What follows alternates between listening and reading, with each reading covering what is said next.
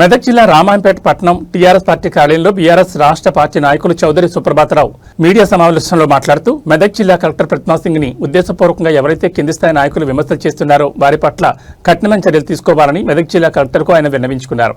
అదేవిధంగా రామాయంపేట పట్టణంలో ఇసుక కొనాలంటే సామాన్యులకు ఇబ్బందికరంగా మారిందని, అదేవిధంగా ఇసుక మాఫియా భూమాఫియాదారులపై మెదక్ జిల్లా కలెక్టర్ ప్రతిమా సింగ్ కరీంనది కఠిన చర్యలు తీసుకోవాలని, దానికి బీఆర్ఎస్ పార్టీ తరఫున మేమందరం అండగా ఉంటామని, అదేవిధంగా రామాయంపేట డివిజన్ ఏర్పడినప్పటికీ ఆర్డీఓ నియమించాలని కలెక్టర్ను కోరారు. ఈ కార్యక్రమంలో టీఆర్ఎస్ పార్టీ నోకియా నియోజకవర్గ నాయకులు మరియు పార్టీ నాయకులు పాల్గొన్నారు.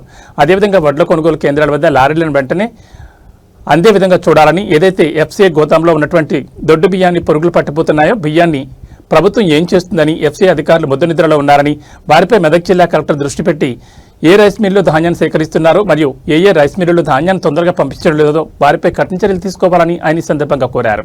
ముఖ్యంగా ఈరోజు మీడియా మిత్రులందరికీ, పత్రికా సోదరులకు, ఎలక్ట్రానిక్ మీడియా సోదరులకు, అదేవిధంగా మా పార్టీ ముఖ్య నాయకులందరికీ నమస్కారాలు తెలియజేస్తూ, ఈరోజు ఏదైతే ప్రధాన సమస్యగా మారిందో రైతులకు క్రాప్ వచ్చింది, పంట వచ్చింది, పంట కొని నాదం లేరు, రైస్ మిల్లర్స్ మొత్తం చేతులు ఎత్తేసారు.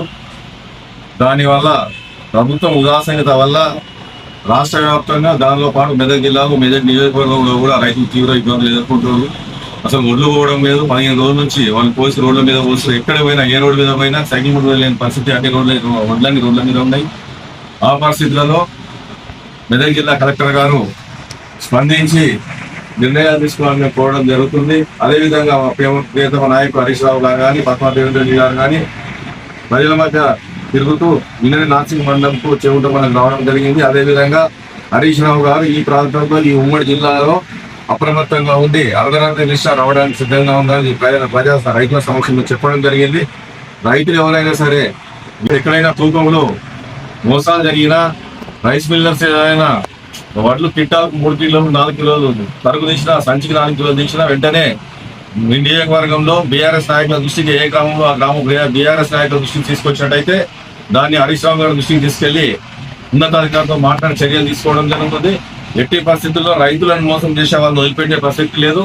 ఈ జిల్లాలో కలెక్టర్ గారు స్ట్రిక్ట్ గా ఉన్నారు కాబట్టి ఆ కలెక్టర్ మీద rice mill mafia, real estate mafia, ఇసుక మాఫియా కలెక్టర్ను ఆమె క్యారెక్టర్ అసెస్మెంట్ చేసే విధంగా, అంటే ఆమెను కించపరిచే విధంగా, ఆమెను డిఫేమ్ చేసే విధంగా కలెక్టర్ను కొంతమంది సోషల్ మీడియాలో పోస్టులు పెడుతున్నారు. దాన్ని తీవ్రంగా హెచ్చరిస్తున్నాం. ఎట్టి పరిస్థితుల్లో బీఆర్ఎస్ పార్టీ సహించది. నిజాయితీ పాలన అధికారులకు పూర్తిగా బీఆర్ఎస్ పార్టీ అండదండగా నిలబడుతుంది. కలెక్టర్ గారికి పూర్తిగా బీఆర్ఎస్ పార్టీ సహకరిస్తుంది. అదేవిధంగా ప్రజా సంఘాలకు కూడా విజ్ఞప్తి చేస్తున్నాం. జిల్లాలోని ప్రజా సంఘాలన్నీ, అదేవిధంగా ప్రతిపక్ష పార్టీలన్నీ కూడా కలెక్టర్ సహకరించవలసిన అవసరం ఉంది. అత్యంత నిజాయితీ పరులైన కలెక్టర్ ఆమె. ఆ కలెక్టర్ ప్రతిమా సింగ్ గారికి పూర్తిగా చేదోడుగా పార్టీ ఉంటుంది. కలెక్టర్ గారికి కూడా విజ్ఞప్తి చేస్తున్నాం. మీ మీద ఎవరైతే సోషల్ మీడియాలో తప్పుడు పోస్టులు పెట్టి మిమ్మల్ని డిఫేమ్ చేసారో వాళ్ళందరి మీద క్రిమినల్ చర్య తీసుకోవాలని ఖచ్చితంగా మీరు పిటిషన్ ఇవ్వవలసిందే. కలెక్టర్ గారు అవసరమైతే బీఆర్ఎస్ తరఫున మీకు కూడా పిటిషన్ మేము ఇస్తాం. మీరు పిటిషన్ ఇవ్వవలసిందే. సోషల్ మీడియాలో ఏ నంబర్ల మీద మీ మీద దుష్ప్రచారం జరిగిన వాళ్ళందరి మీద క్రిమినల్ చర్యలు తీసుకునే అక్కడ వదిలిపెట్టొద్దు. మీరు భయపడవలసిన అవసరం లేదు. ఈ జిల్లాలో ప్రజలంతా మీకు అండగా ఉన్నారు. మీరు రైస్ మిల్లర్స్ కూడా వదిలిపెట్టవలసిన అవసరం లేదు. గత 5-10 సంవత్సరాలుగా రైస్ మిల్లర్స్ కు ప్రభుత్వం తరఫున ఎన్ని అలాట్ అయినాయి, ఎంత రికవరీ అయింది, రికవరీ కానీ ఎంత, ఏ రైస్ మిల్ లో ఎంత స్టాక్ ఉంది గవర్నమెంట్ ది, అవన్నీ మీరు పత్రికాముఖంగా ప్రతి రైస్ మిల్లు, ఎందుకంటే రైస్ మిల్ మాఫియా ఎన్నికొన్ని మిల్లు అప్రదర్శన చేస్తుంది కాబట్టి ప్రతి రైస్ మిల్ డీటెయిల్స్ అన్ని మీరు ప్రజల ముందు ఉంచవలసిన అవసరం ఉంది, పత్రికల ముందు ఉంచవలసిన అవసరం ఉంది. కలెక్టర్ గారితో మీరు స్పందించి నిర్ణయం తీసుకోవాలి. అదే విధంగా ఇసుక మాఫియాను అణచివేయండి. అదేవిధంగా land mafia, real estate mafia కూడా మీ డిపార్ట్మెంట్ లోనే కొంతమంది కింది స్థాయి అధికారులు వాళ్ళని సహకరిస్తున్నారు. అన్ని మండలాల్లో జిల్లా వ్యాప్తంగా మీ కలెక్టరేట్ తో సహా అందరి దగ్గర కింది స్థాయి ఈఆర్ఓ నుంచి ఆర్ఐలు, కొంతమంది ఎంఆర్ఓలు అందరూ సహకరిస్తారు. వాళ్ళందరినీ కూడా మీరు ఎంక్వైరీ చేసి గతంలో 5-10 సంవత్సరాలుగా హైవేల పోటీ ఎక్కడైతే ల్యాండ్లు పోయినాయో అన్ని తప్పుడు పేర్లు పెట్టి మార్చడం జరిగింది. అవన్నింటినీ దర్యాప్తు జరిపించవలసిన అవసరం. మీరు నిజాయితీ పరులైన అధికారి కాబట్టి అవిటి మీద కూడా మీరు దర్యాప్తు జరిపి మీ డిపార్ట్మెంట్ అధికారుల మీద చర్య తీసుకోండి. అదే విధంగా ఇసుక విషయంలో మా రామాయపేట ప్రాంతానికి వచ్చినట్లయితే ఇక్కడ ఇసుక లేదు, ప్రజలంతా ఇబ్బంది పడుతున్నారు. 1500-1800 టన్ను కొనుగోలు పరిస్థితి వస్తుంది కాబట్టి ఇక్కడ ప్రభుత్వం నుంచి మీరు ఇసుక సెంటర్ అలాట్ చేయించాలని మీకు విజ్ఞప్తి చేస్తున్నా కలెక్టర్ గారికి. అదే విధంగా మట్టిని కూడా రెగ్యులరైజ్ చేసి ప్రజలకు అందుబాటులో తీసుకురావాల్సిన అవసరం ఉంది. ఎందుకంటే బిచ్చకూరలాగా ప్రజలు కొనుక్కోవాల్సిన పరిస్థితి ఉంది. అడుక్కొని తిన్నట్టు వాళ్ళు ఇల్లు కడితే బిచ్చకూరలాగా అడుక్కొని ఎవడైతే మట్టి కొడతాడో వాని బదిలీ ఆడుకునే పరిస్థితి వచ్చింది. కాబట్టి అన్ని చట్టబద్ధంగా లీగల్ చేసి మీ నాయకత్వంలో మీ అధికారం మీ సమిష్టి నాయకత్వంలో అధికారులు అందరూ రైళ్లకు సహకరించవలసిందిగా మీరు చేసే ప్రతి ప్రజలకు ఉపయోగపడే పనికి మీకు మేము పూర్తి స్థాయిలో సహకరిస్తాం. అదేవిధంగా మీకు అండగా నిలబడతాం. మీ మీద సోషల్ మీడియా నుంచి పోస్టులు వస్తే మా బీఆర్ఎస్ పార్టీ కూడా తిప్పికొడుతుంది. మేము పార్టీ రహితంగా మేము పనిచేస్తాం. అభివృద్ధి మా ఏజెండా. అభివృద్ధికి పూర్తి స్థాయిలో ఎమ్మెల్యే గారికి అయినా సహకరిస్తాం, ప్రభుత్వానికి అయినా సహకరిస్తాం, ఉన్నతాధికారులకు సహకరిస్తాం. అదేవిధంగా కొంతమంది కింది స్థాయి పోలీస్ అధికారులు కూడా సోషల్ మీడియాలో తప్పుడు కోసం చూస్తున్నట్టు వదిలిపెడుతున్నారు. కలెక్టర్ గారు దీని మీద కూడా మీరు దృష్టి పెట్టి అధికారుల మీద కూడా మీరు చర్యలను సిఫార్సు చేయవలసిందిగా మేము విజ్ఞప్తి చేస్తున్నాం. ఇంటెలిజెన్స్ డిపార్ట్మెంట్ ద్వారా మీరు నివేదిక తెప్పించుకోండి. మీకు మేము పూర్తి స్థాయిలో సహకరిస్తాం. ఈ జిల్లాలో ఈ కాన్స్టిట్యున్సీలో బీఆర్ఎస్ పార్టీ మీకు పూర్తిగా అండదండగా నిలబడుతుందని కూడా మీరు సగర్వంగా అవినీతి రహితంగా మీరు పరిపాలన చేస్తున్నారు కాబట్టి మిమ్మల్ని స్వాగతిస్తున్నాం.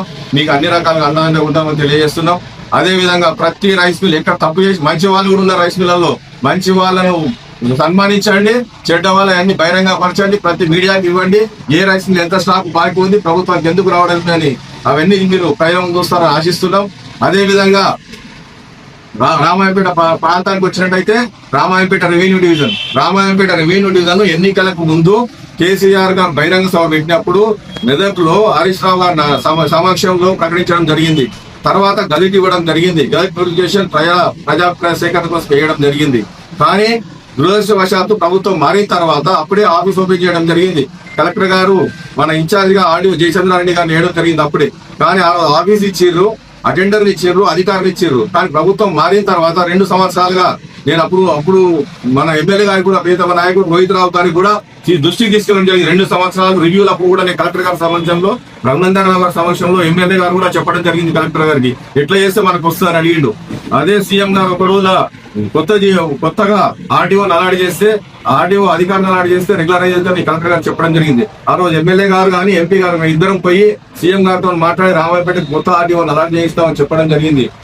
ఇదే జేసీ గారు అన్నప్పుడు ఎమ్మెల్యే గారు ఇట్లా మాట్లాడినప్పుడు కలెక్టర్ గారు మాత్రం ట్రాన్స్ఫర్ అయిపోయాడు. కాబట్టి దయచేసి ఇప్పటికైనా ఎమ్మెల్యే గారు ఈ ప్రాంత ప్రజలను దృష్టిలో పెట్టుకుని నూతనంగా ఆర్డీఓ అధికారిని అలాట్ చేయించవలసిందిగా విజ్ఞప్తి చేస్తున్నాం. లేనట్టయితే మేము కూడా ఒక 10 రోజులు 15 రోజులు చూసి ఎందుకంటే మేము ప్రజలకు బాధ్యతగా ఉండవలసిన అవసరం ఉంది. కాబట్టి ప్రతిపక్షంగా ప్రజల నుంచి తీసుకోవాల్సిన అవసరం ఉంది. కాబట్టి అవసరమైతే బంధుకు పిలిపిస్తాం, మళ్ళీ రిలే నిరాదీక్ష ప్రారంభిస్తాం. రెవెన్యూ డివిజన్ విషయంలో పూర్తి స్థాయిలో మీకు సహకరిస్తాం. మీరు రెవెన్యూ అధికారిని అలాట్ చేయించినట్టయితే మీకు పూర్తి స్థాయిలో సహకరిస్తామని కూడా ఎమ్మెల్యే గారు తెలియజేస్తున్నాం. అదేవిధంగా బైపాస్ రోడ్ విషయంలో అధికారులు తప్పుడు సలహాలు ఇస్తూ నేషనల్ హైవే అధికారులు అటు రైతులను నిండా మూస్తున్నారు. దీనికి ఎమ్మెల్యే గారు కానీ ఎంపీ గారు కానీ రైతులందరికీ నష్టపరిహారం ఇప్పిస్తామని చెప్పడం జరిగింది. అప్పుడు మేము కూడా కాంగ్రెస్ పార్టీలో అందరం కలిసి చాలా సార్లు కూడా అధికారులను ఎమ్మెల్యే గారు అడగడం జరిగింది, వాళ్ళని కోరడం జరిగింది నష్టపరిహారం రైతులకు ఇవ్వమని. కానీ ఇప్పటి వరకు ఆ రైతులకు ఇస్తలేరు. మళ్ళీ వరకు వచ్చింది ఏదో గొప్పగా ఎకరాకు 6 లక్షలు ఇస్తాం, 10 లక్షలు ఇస్తాం అని బిచ్చపూలలాగా రైతులను చూస్తున్నారు. దాన్ని కూడా ప్రతిఘటిస్తాం.